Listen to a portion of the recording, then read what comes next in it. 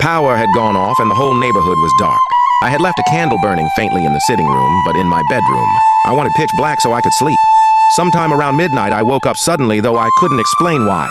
My body felt stiff, my heart already racing like my mind had sensed something before I even opened my eyes. The first thing I noticed was the door. It was wide open. I froze. I was sure I had locked it before sleeping because I always did. The key was still hanging inside the lock, so how then was it open? I told myself I was imagining things maybe I had forgotten, but then I heard it. Slow, steady breathing, not mine. My throat went dry. I held my breath, listening closely. The breathing was inside the room. My hand trembled as I reached for my phone under the pillow.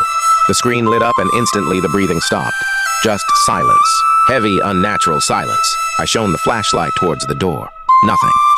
The hallway was empty. My chest tightened, but I forced myself to get up and close the door.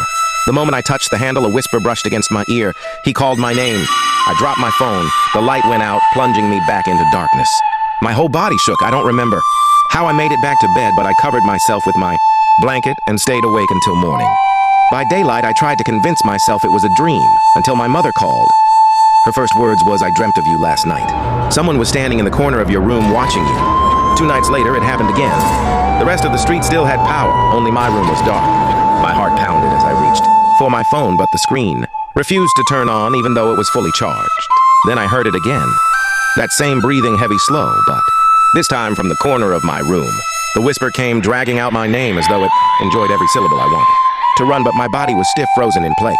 Suddenly, the light flickered back for a brief moment, and I saw it, a shadow. Tall, thin, its figure stretching unnaturally, standing in the very corner my mother had described from her dream. In the morning, I checked the door handle. Deep scratches marked the metal like nails had scraped it all night. That was when I knew this wasn't in my imagination. On the third night, I refused to close my eyes. I sat with my Bible in my hand, praying.